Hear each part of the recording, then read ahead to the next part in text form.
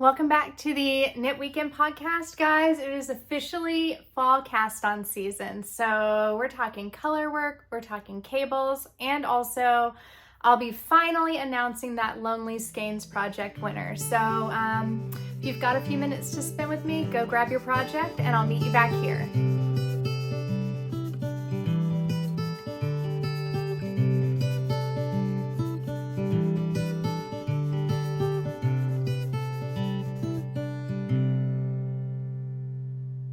Feel so weird about introducing myself each episode because I feel like by now we're such good friends that I don't need to, but I always have to remind myself that there may be new people who are watching for the first time. So a little introduction. I'm Haley. I am a knitter in Nashville, Tennessee, and this is just my little space where I like to nerd out about all things fiber and knitting.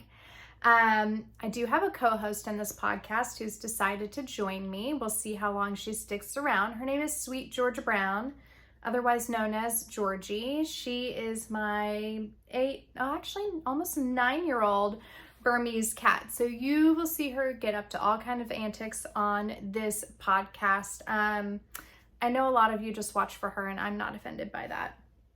So, as I teased in the intro, it is fall cast-on season. This is the time of year.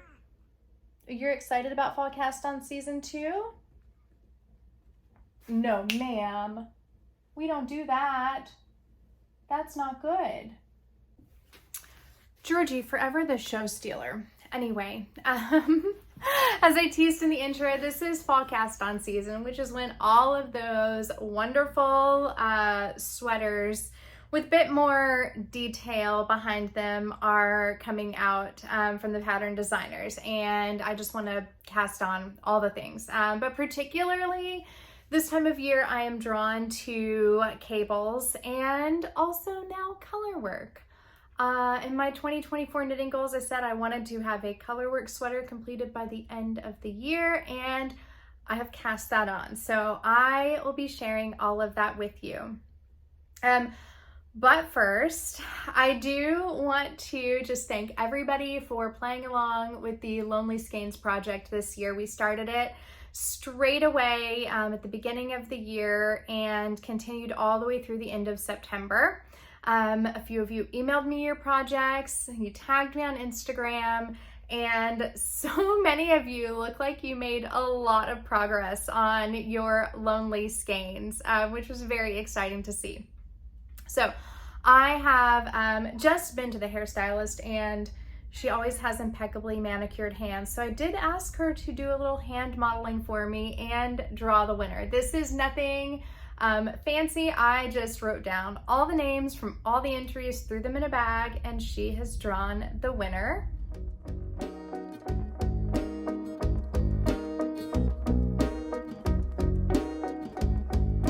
And that winner's name is here.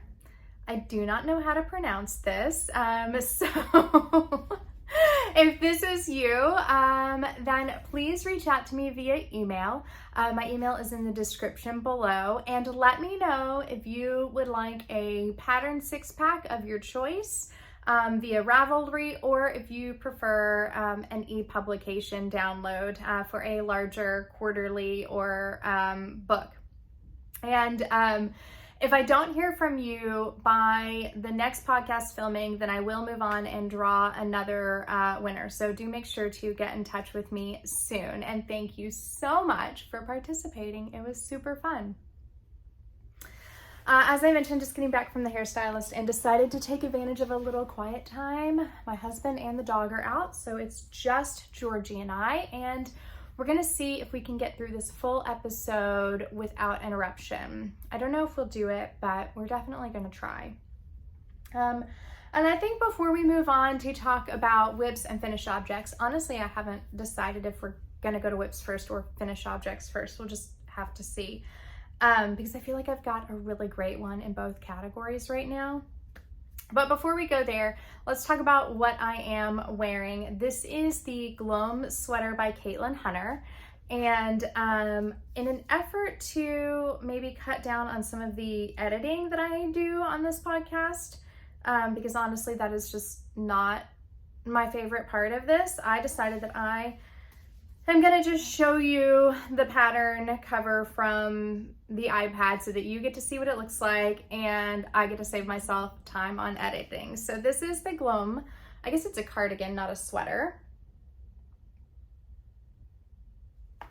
And it is just kind of an open front cardigan. I've seen some people knit it with actual like buttonholes in the button placard. Really lovely pearl stitch bumps, and you can't really see it in this yarn, but I wanted something that just was very earthy for this yarn. So this is a great yarn. As you know, if you've watched for any length of time, a lot of my yarn comes with memories and stories behind it. So this is my husband's Please Forgive Me for Leaving You with the Dog for a Week yarn. I was not cut out to be a single dog mom. We've got a 60-something pound pit bull mix, and he's a whole lot of dog. And my husband needed to make a trip to the Hudson River Valley area of New York for work and left me for a week with the dog. I told him he better not come home without a sweater's quantity worth of yarn. So he was a good husband. He went to Perfect Blend. I gave him 2 options that he could choose from for the sweater quantity. He could pick the color, and so he chose this lovely yarn, which is Kingston from Jill Draper Makes Stuff. And I don't know if you can really tell. It gives aubergine from here, but when you really look at the yarn very closely, it's actually like a royal blue base with red and yellow flecks of color in the plies. So it is absolutely gorgeous. It is 100% Targhee. It's a DK weight, so it is pretty rustic, hence why I wanted something earthy to go with it. And I also knew that I probably wasn't going to want anything with a turtleneck. It is soft, but not something that I would necessarily want that close to my skin. So anyway, the Gloam sweater is what I decided on. And I right now am wearing, you cannot obviously see, but I've got it a little bit cropped and wearing it with some high waist wide leg jeans. So a very kind of kimono vibe for myself today. Super pleased with how this one turned out, and it is the perfect thing to wear this time of year in Nashville, where we're just starting to peak the slightest bit into fall. We had 85 degrees still a few days ago, and today it's like in the low 70s and rainy. So anyway, decided it was the day to wear it. Yes, ma'am. Are you coming over? Okay, but we were gonna move on and talk about projects, and I need my lap. Got it. Just, you know, have to keep my co-host happy. So I guess let's move on and let's talk about finished objects first. I just made that decision. That's the executive decision. No, ma'am, don't drink the water. Stop. You need to have a manicure, don't you? All right, so on to finished objects. We're gonna talk through those first. She's not gonna stay out of my lap. This is gonna be fun. I showed you this one in my previous episode for my whip down weekend, and I do now have it 100% complete, including all of the tassels. This is the Amren shawl from Locatelli. And this can be a single skein fingering weight shawl. Otherwise, you may want to have a skein and some extra grams. It is meant, no ma'am, it is meant for only your kind of longest skeins of yarn, and the pattern designer does discuss that in the pattern and does warn about that. Now, I did not listen. Well, I did. I used a long skein of yarn, but somehow still managed to run out in the last few rows. No. And I had substituted it with a different color, brown, that looked close. However, once I blocked it out, then I could really see a color tone difference. So what I decided to do instead is go back to my handy dandy Isa Air Alpaca 2 that had just a much more similar tone. So I think I made the right choice there. This is knit in a gorgeous alpaca, natural alpaca gradient from Two Roots Two Roots fiber mill in Greenville, Tennessee. This was her kind of experiment with doing a mill spun fractal. So along the way, it goes from this gorgeous kind of like a silvery cream and all the way into the darker brown, and that is how the skein moves. So I did not do any color management with one exception. As I moved from each color category, I did snip it, take a few yards to do a few tassels, and then move on to the next color category so that I would also then have the gradient in the tassels. And I do think that's probably where I lost my yardage and became unable to finish with my single skein, because I ended up having quite a bit of this light color left over. So I think I took a bit too much off of that. Had I used that, I probably would have been just fine. But I am super pleased with how this turned out. This is actually going to be a gift knit. And lucky for you, it was meant to go to my cousin last weekend, but she ended up saying that she just didn't feel like getting together and she was just wanting to have kind of a homebody birthday, and that was fine by me because that meant that I get to show you this finished object with all of its lovely tassels. My piece of advice on tassels is just don't ever skip them, guys. I know it's tedious at the end of the project, but look how fun it makes it. Ugh, I just love it.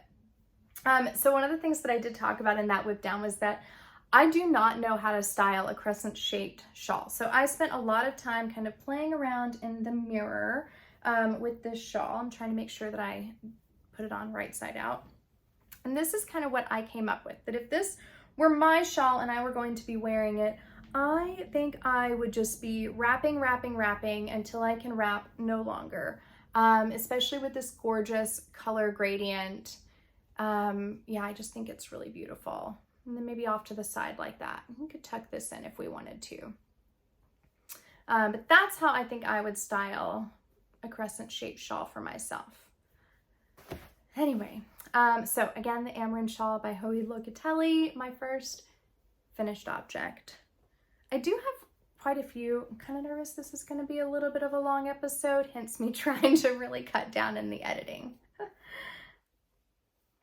Okay, moving along, the next one is another shawl. This shawl was truly just something for fun. Let me get it pulled up for you. And this one I cast on just as like a quick fun knit for going to the cabin. So you have seen this one, however, it was not at the time complete, and it was everything that I wanted for that week. This is the Snoep, we're gonna go with that pronunciation, shawl by Eri Shimizu.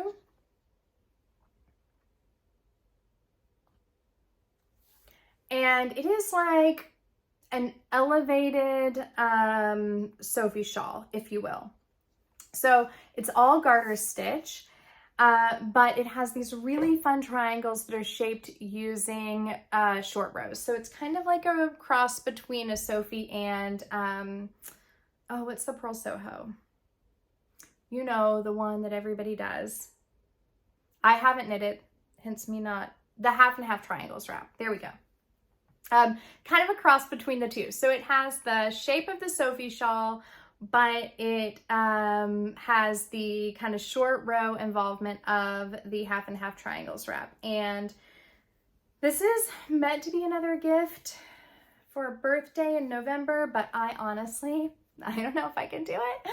Once I put the tassels on, I think what we're learning in this episode is that I am such a sucker for a tassel, apparently. I did not know that about myself. But once I put the tassels on and I wrapped it around my neck, I thought, oh my gosh, I don't know if I can give this one up. So I used just my Holst Super Soft Cone that I kind of always just have in backup. And then the little stripe is McMullin Fiber Co. or McMullin Fiber Co. I think it is their Red Rock colorway in their mohair base. I just had a little bit left over from another project, and I have held that triple. It's also what I've used for the tassel. Don't know if that focused at all, but you get the point. And this shawl is just, you guys, I love it. I think it's so cute, and the little tassels are hanging down. Oh, it's so good. I would highly recommend this if you're somebody who likes garter stitch and isn't afraid of short rows. I found it to be extremely entertaining. It kept my attention throughout the whole project, and I knitted up so quickly. Okay, that's inside out. That's right side out. I have this thing about the shawl has to lay with the proper side out, right? You don't want to see all of the back side there. Anyway, I absolutely love it. I am kind of contemplating, I am going to give this one, but I am contemplating casting something on, or kind of using it as like a project when I go to any other yarn events to search for something that's more in my color palette, because this doesn't really work with a lot of the clothes that I wear. But I'm thinking maybe something in a burgundy or a navy with then an accent stripe would be really lovely. So again, that's the Snoep Shawl by Eri Shimizu. I feel like I'm rambling really quickly. I think that's because I have this urge to like race my husband, since I don't know when he'll be home with the dog, to get this podcast filmed before he comes home. Paired with the fact that I am really just more excited to show you 2 other projects that are coming up that I will go into more detail about, and want to leave room for that. Okay, this is my next finished object, and I have to tell you, this one I'm so proud of. This has been on my to knit list for maybe since I started knitting. And I have finally done it. So what I'm gonna do is a little bit of camera magic, and I will be right back here in this finished object. All right, so this was the object of the great collar debate of 2024 a few episodes ago. I did go back in, I did modify the collar. I did also go back into the sleeves a little bit, but let's start from the beginning. This is the Snow Crocus sweater by Midori Hirosi. I have knit this in Blackberry Ridge. They're 100% merino, natural white yarn on their worsted base. Sorry, now we've messed up the hair. And I have to tell you, I just think this is the absolute perfect cable white heirloom sweater I had in my brain, and one of the few times that I feel like it turned out a project turned out exactly as I had envisioned it. So let's start from the beginning. I originally cast this on using a tubular cast on, and then went into my 1x1 rib. Let me clarify that when I say tubular cast on, what I mean is that I go down in another needle size from my rib, and then I do the, kind of back and forth cast on. Then I do 2 rows of slip stitch where I'm slipping every other stitch, setup rows. And then I move to my ribbing needle and go into the 1x1 rib. So that was how I had originally cast this on. And I really wasn't pleased with how the neckline shaped up. It wasn't firm enough. It was kind of loosey-goosey, and it just didn't look right on me. I did originally knit it to the length suggested in the pattern, and I think that was just too long. So kind of asked for ideas and opinions of what to do, and started with, should I just put elastic in it to pull it in? Should I go back in and take out the whole collar? Should I just take out the bind off edge and redo the bind off edge? Somebody suggested doing a rolled edge, which could have been interesting.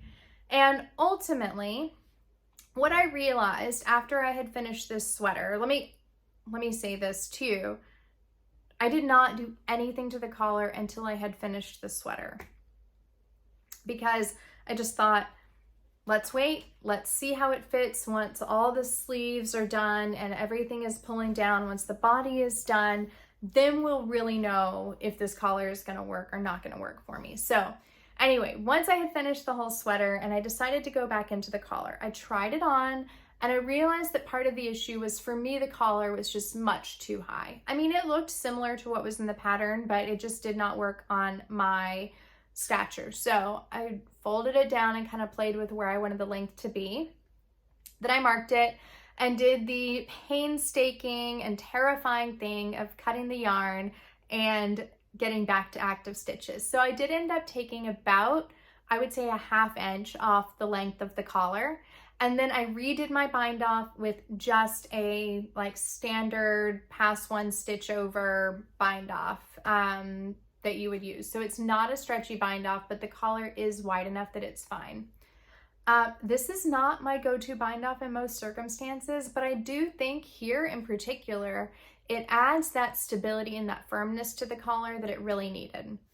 So the pattern itself does not designate what type of cast on you should do, but when I looked at the photos, I did in retrospect realize that they had just done a typical kind of long tail cast on. They did not use a tubular cast on the original pattern. So this is much more true to kind of how the neck should be, and it should have a slight flare.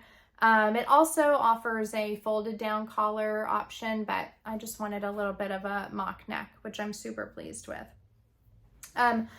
I have knit this on a slightly smaller gauge. I need to admit to you that I meant to go back and recalculate my gauge and forgot to do that.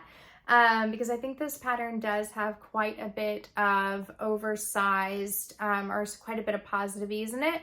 And I did not want that. I did want something that was a bit more fitted for my petite frame. So the construction is kind of weird in this, and I'm not going to really go into it because it is a paid for pattern. But I will just say, if I were knitting this again, I would follow the construction up until it asks me to pick up for the underarms on the body. I found that I had some pretty major gaps in those underarms that I don't typically have, and I think it was just the way the yarn or way the stitch pickup worked. If I were doing this again, I think I would actually just cast on stitches rather than pick them up, and then I would just do a quick seam to bring the sleeve and the body together. I think that would have offered a much cleaner underarm. Not that anybody is going to be looking at my underarms, but that would just be kind of one thing that you might consider doing. Golly, see, this is why I don't do the changes to try them on, because then I see my hair and it drives me nuts the whole rest of the filming. I also did a sleeve modification. If you have seen this pattern, which, I should show you. Again, save myself the editing.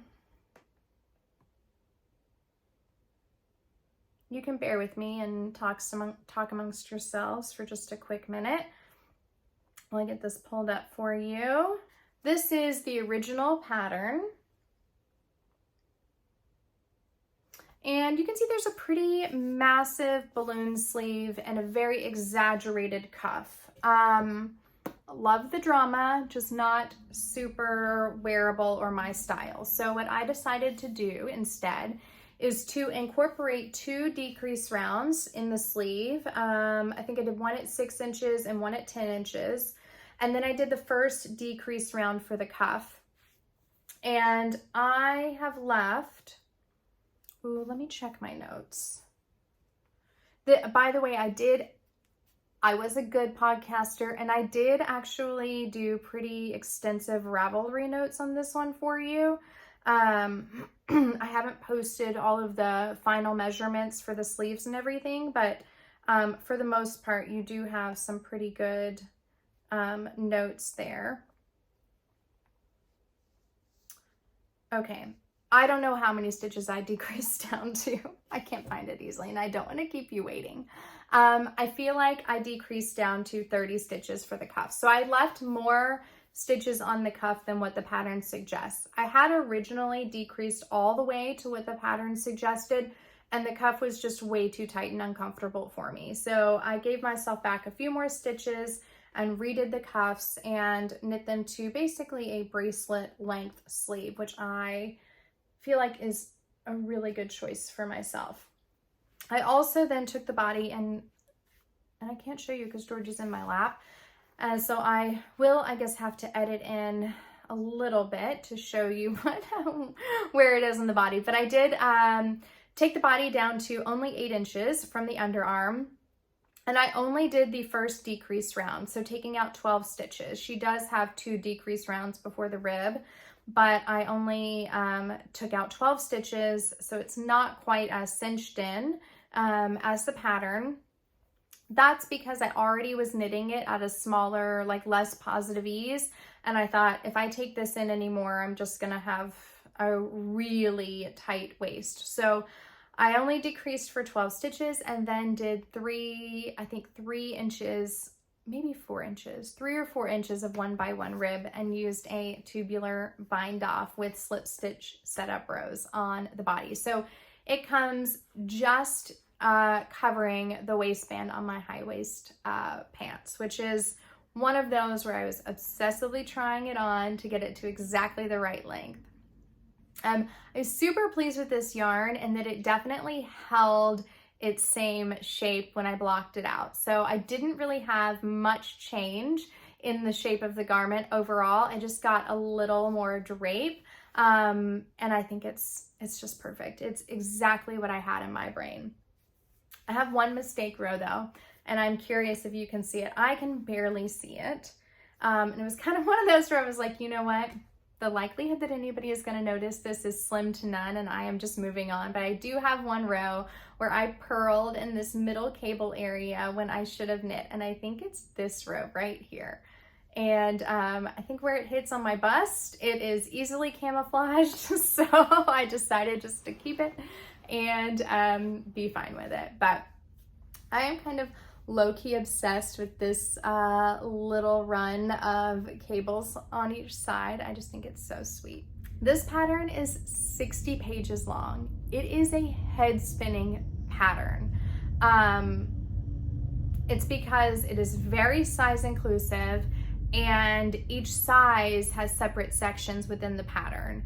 So I did spend a lot of time on the front end going through, and I think I've shared this with you guys previously, but I keep all my patterns on my iPad in PDF form. I don't print them. And I do that so that I can go in and use my markup tool. And so I went in and just X'd through every section that I didn't need and highlighted a box around all the sections that I did need. I read through the entire pattern start to finish and did that before I ever cast on. The other thing that I would say about this pattern is the gauge swatch. It only gives you the gauge in stockinette, and this drives me nuts because my stockinette gauge and my cable gauge are 2 entirely different gauges. And I think this is because I knit my cables at the end of my cable needles, and I do not use, or at the end of my needles, and I do not use a cable needle. So my cable gauge tends to be a bit smaller than my stockinette gauge. And I have just learned this about myself. That's also how I knew that I was gonna be fine with having less positive ease here, because I knew that I was gonna, have that little bit of a gauge issue. And typically, if I can easily do so, I will just figure out what my proper cable gauge is based on the schematics in the pattern. But this pattern, because of the density of the pattern, I just could not comprehend that. So I just decided to kind of go for it and hope for the best, and luckily it worked out very well for me. But just keep in mind, if you have that same issue where your stockinette and your cable gauge are different, then especially if your cable gauge is smaller, definitely take that into consideration when you are determining your garment size before you start knitting the pattern. So that is the Snow Crocus sweater. Could not be more pleased. It is a bucket list knit. If you have thought about doing this, I say go for it. Take it slow, read it through, do the pattern prep, and you will be fine. The cables are not overly complicated, and honestly, once you get to here, it's all smooth sailing from there. So anyway, just a little plug for casting on your own cabley goodness sweater. especially since it's fall cable season, you know? Okay, I'm gonna do a little more magic and go back to my Gloam. All right, this feels a bit more comfortable. Like I said, we're still in the 70s, so a cable sweater, it's a little too thick for today. So that's what I have for you for finished objects. The snow crocus was a bit of a feat, so I really only have those 3. And we'll move on to whips, but before we do, I am so curious, and I want you to put it in the comments below, what cable, colorwork, fall cast-ons are you knitting? I kind of obsessively save patterns on Ravelry and also on Instagram. So if you are friends with me on Ravelry and you go snoop on my favorites, which I just discovered you can snoop on somebody else's favorites. I had no idea because I've just never done it before. If you snoop on my favorites, do not judge me for how many I have saved there. Yeah, I don't know what to tell you. Sometimes, you know, when you just need to like numb out and de-stress, that scrolling Ravelry is the best way to do it. But I'm curious, what cable and colorwork cast-ons are you excited about this fall? Because I am definitely, now that I have kind of gotten one cable project out of the way, I'm working on a colorwork project that I'll show you in a minute. I am kind of insatiably on the hunt for something else in that vein, and would love to hear your recommendations. So I do need to confess that I had like a few kind of rough knitting weeks. I don't know if this happens to you, but when I come off of just an amazing project like the snow crocus, I sometimes kind of spin myself out trying to figure out what I'm going to cast on next. I think sometimes it's either that I just loved that yarn, or I love the pattern, or I love the combination of both, or I put it on and went, how am I going to top this? This one's perfect.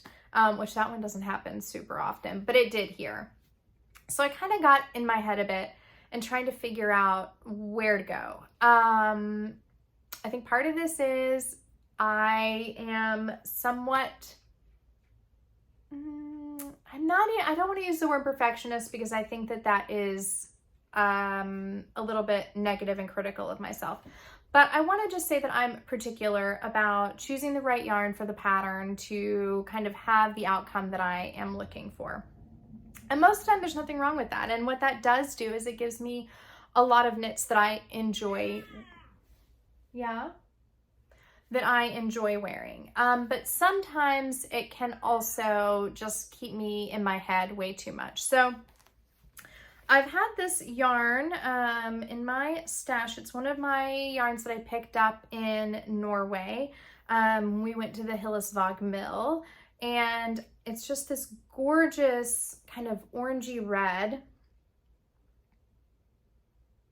And this yarn has just like screamed fall to me. It is not so far off from my hair color at the moment, but this yarn has just kind of screamed fall to me. Now I have only a vest quantity's worth. I had to settle for vest quantities because I had gotten so much yarn on that trip that I was like, we are running out of room. We got to go down to vest quantities instead of sweater quantities. So I have also knit the Moby slipover in the same yarn, different color. It was more of a burgundy. And I wanted something similar but different. I wanted something with texture. I was not sure if I was going to do cables or whatever. And I found this pattern, which actually I don't know where that swatch is now. I was going to show you. Georgie, do you see it? No, I don't know either. Bear with me. Sorry, this may not be a great idea to cut down editing, because then you're like, where'd she go? And is she gonna talk to me anymore? Is she gonna stare at her iPad a whole long time? Sorry, it's downloading. It's called the Gur Room Vest. And it is a, not downloading. Okay, it's a very textured vest. We're gonna probably just edit all of that out. That has pearl bumps, not dissimilar to this. And this was one of those circumstances where I swatched it up, I cast on, And then I decided I didn't like the texture in this yarn. It just did not translate for me. So I instead decided to just go with plain stockinette stitch and kind of roll with it. And I realized in that one, okay, did I not just knit this with spring vest number 2 in gray? So basically I'm just knitting a different version. So then I thought, okay, well, let me make the collar a little wider and do like a very exaggerated collar. Oh, okay, it's downloaded now. I can show you this pearl bump texture. I like the fit of it, but I just did not like that texture in this yarn. So anyway, went to do the collar, tried it on, realized something had gone wrong in my gauge because this was way too wide to be so cropped. Yet the back was like super racer back, which it is meant to have a bit of a racer back, but I don't think it's meant to have this much of a racer back. So this is one of those classic circumstances where I should have listened to my swatch. I knew when I knit the swatch, this wasn't going to be the right project. And I didn't. I continued knitting because I just didn't know what else to knit. And I didn't have anything else at the time that I was excited to cast on. So this is going to be frogged. I do want to use this yarn for something. It does actually translate really well with cables. So I am thinking I would like to use it for a vest with cables. Would love your recommendations. We can crowdsource a pattern for me here. Cannot be the Moby slipover because I already have one in this yarn. I'm aware of the Lauder vest from Rebecca Glo, and but I'm not sure that that's going to be the one that I want for this. I was kind of thinking about maybe vest number 8 from My Favorite Things Knitwear. But you may have noticed I don't knit a whole lot of My Favorite Things Knitwear patterns. That's for no other reason than just that I feel like there are so many great designers out there and I like to do a bit more exploration. So anyway, would love to hear your ideas for a DK weight. You probably need to know that if you're going to make a pattern recommendation, right? It's a Hillisvog Tenda. Losing my mind. Been too long since I've podcast. And it is a DK weight yarn. The recommended gauge is 22 stitches, but I can stretch this easily up to 20 to 19 stitches if need be. So I have 4 skeins of it. And each skein has, well, where does it say it?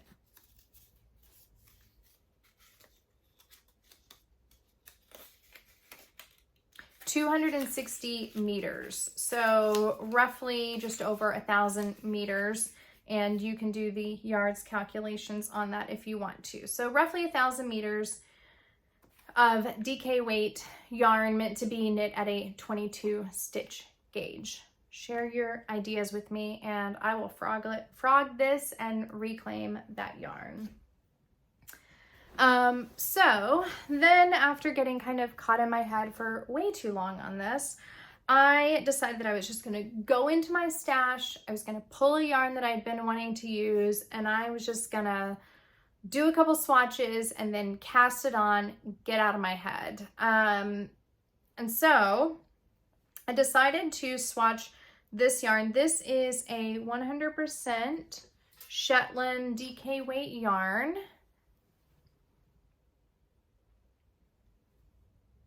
And just a lovely Morit color. This is from Leatherwood Creek Farm, which is a farm that is local to me. And this is the 2023 shearing of Alana and Arabella. I have seen these sheep and they are quite lovely and they do produce a lovely yarn together as well. So I swatched it up both with mohair. It was a perfect match for the Knitting for Olive hazel mohair that I had in stash from a stash swap a couple years ago. And I swatched it without mohair. And basically the difference is just pretty much the density and drape of the fabric, as you can tell. And I decided, you know what, I'm going without mohair because it's my first time knitting with Shetland yarn, and I really just wanted to kind of experience the yarn. So I am using more of an open gauge on this for a couple reasons. One, like I said, we've been just 85 degrees until today. So I figure an open gauge is going to give me more wearability in my climate. I love to knit a woolly sweater and then I can only wear it a couple months out of the year. So just trying to think more about wearability in that regard. But also, and maybe more importantly, is one of my toxic traits is always buying one skein too little. So I bought 3 skeins of this, so I have 750 yards of this yarn, and that is not a sweater's quantity. So I needed to go with something a little bit more open gauge so that I could knit that. Okay, so I started with this pattern, the Sammensat 7. Zero chance I've pronounced that correctly. And it is originally designed in a fingering and lace weight held together. So I thought, okay, I can probably work with that. I've got a DK weight. It's a really open gauge. I think it's knitted at, let's see, yeah, 15 stitches. So it's a really open gauge, even for fingering and mohair held together. And I loved the cute little lace detail at the bottom. I was not a fan of the neckline. The neckline is like very much a boat neck, and I'm just not a boat neck girl. I find that because my shoulders are more narrow, you tend to be able to see my bra straps in a boat neck, which I just don't love, especially in a professional environment. That's frowned upon. So originally what I did was I cast on in, just decided to cast on fewer, no, what did I do originally? I cast on a smaller size needle than recommended in the pattern. So I'm knitting this on a 6mm needle. The recommended needle for the rib was 5.5. So instead I cast on with a 5mm needle. I did use a long tail cast on because it was a twisted, half twisted rib. And you know, the tubular cast on with twisted rib just gets kind of funky for me. And I did not love the way that that looked. So I decided to rip that back. I just did not, there's something about open gauge and twisted rib that just does not do it for me. My ranunculus was kind of the same way. I just don't like it when it's too gapey and a twisted rib. So I ripped it out and I went back and I started over, and this time I did a provisional cast on and then started working on the body of the sweater, and then picked up my provisional cast on and went down to a 5mm needle, knit a few rows in stockinette, and bound off using my favorite Elizabeth Zimmerman's sewn stretchy bind off, which, if you're not familiar with that, is just my favorite bind off for any time I'm knitting in stockinette or garter stitch. It provides a lot more elasticity than your typical long tail, like pass one over bind off, and will allow you to kind of not have to worry so much if something's going to fit over your head. It still maintains that same stitch pattern though. So anyway, so that is what I have done on my neckline. I knit this sleeve first. I had seen in one of the Ravelry projects that somebody knit that they included the lace on the sleeve. And so I've done that, but honestly, I don't love the way the lace looks in this yarn. I guess I just feel like it's too loosey-goosey on this open gauge. My yarn is not an even yarn. It's mill spun. It's not very round. It has no stitch definition. And I'm not the biggest fan. So I did what I see a lot of Japanese patterns do, which I love, is they basically knit one sleeve one way and the other sleeve another way. And this is like the low risk way to decide what you want then, right? Because you're only gonna have to frog back one sleeve. So the second sleeve, I just knit plain to pattern with the decreases, and then instead I've left it with a rolled edge. Again, I've gone down to a 5mm needle, and my plan would be to bind this off with the same Elizabeth Zimmerman sewn bind off that I did for the collar. And I think I like that sleeve better. You can let me know what you think. Should I podcast from here? You can let me know what you think. I think I prefer this sleeve. And I am interested to hear what you think too, because that will determine what I do for the hemline. I kind of think I'm just gonna let it be a rolled hemline and just let this be like a super simple, easy breezy throw over. Overall, very pleased with the fit of this.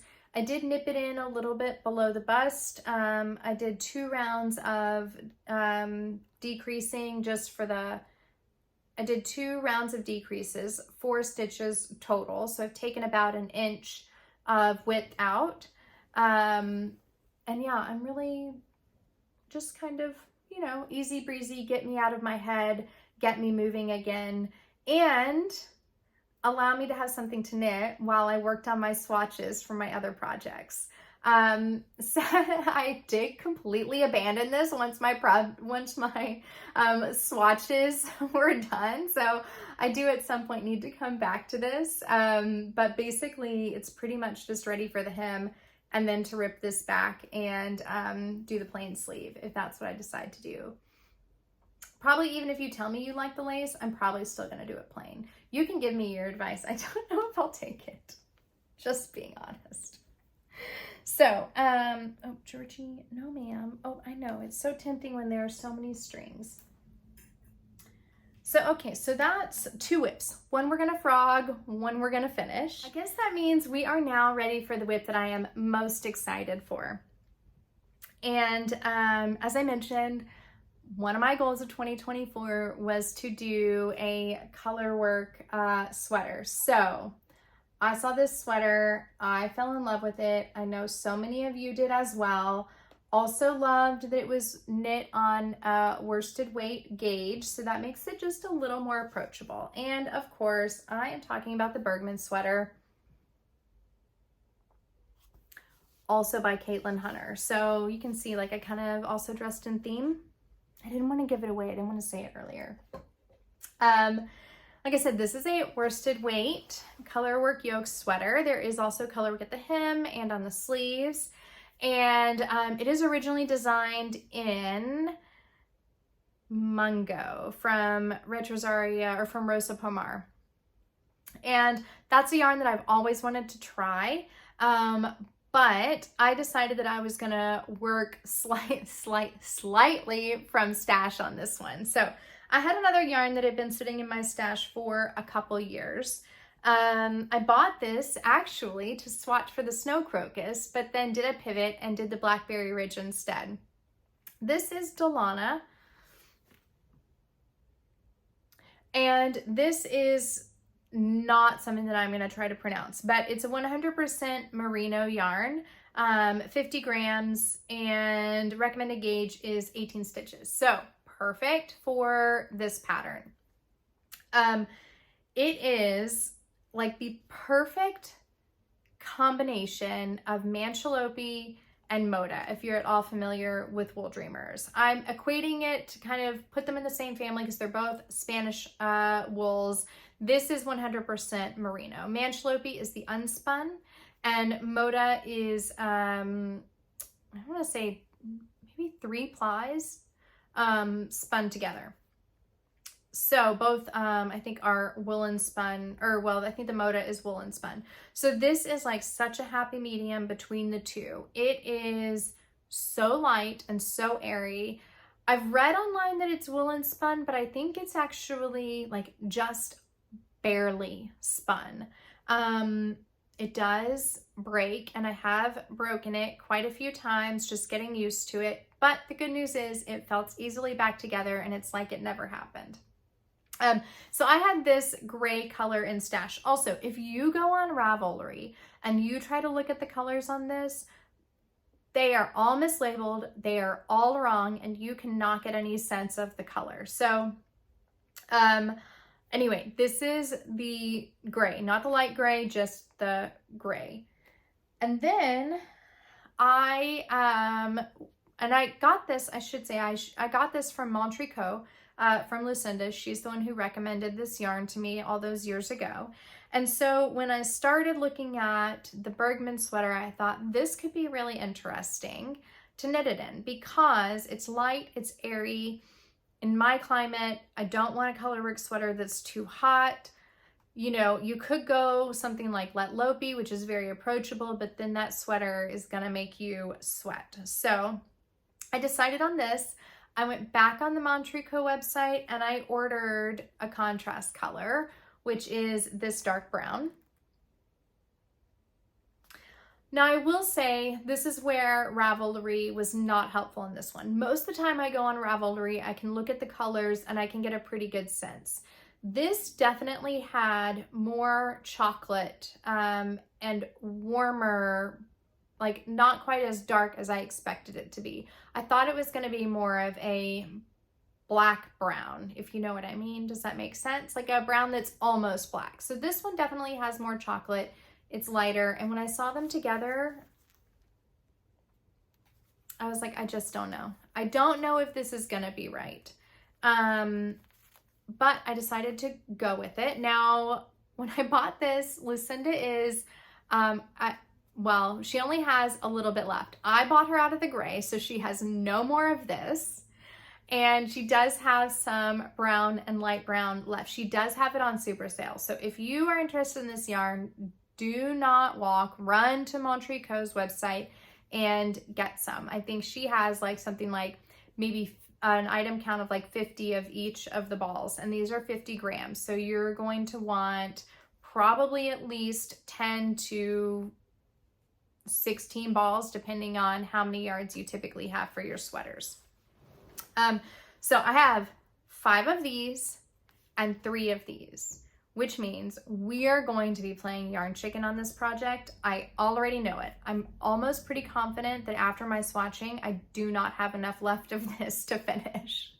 But I have some ideas, which I will come back to later. So anyway, let's talk about the swatching. This is where we're going to get into some really nerdy color work stuff and where I also need your help and your advice. If you have done a lot of color work knitting, then I want to hear from you. This is the first swatch that I knit. And this one I knit, first of all, let me just say, I'm an English style knitter. I'm a thrower. Do not come at me with telling me that I need to change my knitting style because I am not going to do it. I do not care if my knitting style is inefficient. I have seen people say they find it painful to watch English style throwers, but the good news is you don't have to watch me knit, you just have to hear me talk about it. So anyway, I'm an English style knitter, I am a thrower. However, I do have the ability to knit color work with both hands. I have taught myself how to do that. So this is the first swatch that I knit. And I knit this with my dark brown in my right hand and my gray in my left hand, which when I have read online, you want to put your dominant color in your left hand and your non-dominant color in your right hand. So for this pattern, I really wanted the gray to be my dominant, so it went in my left hand, and the brown to be my kind of receding background color, and so it went in my right hand. I knit this swatch on 5mm needles, and being the good girl that I am, I did knit it in the round. Oh, you can kind of see how this yarn really like kind of blooms and felts out there. The other great thing about this yarn, I don't think I'm really gonna have to do much, or I haven't done much float catching. What happened there? Why do I have a bald spot? I don't know. Anyway, neither here nor there.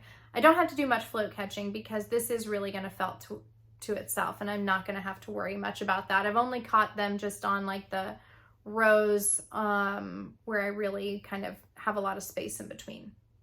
Okay, so 5mm needle, and I have my gray in my left hand and my brown in my right hand, which should make my gray dominant, right?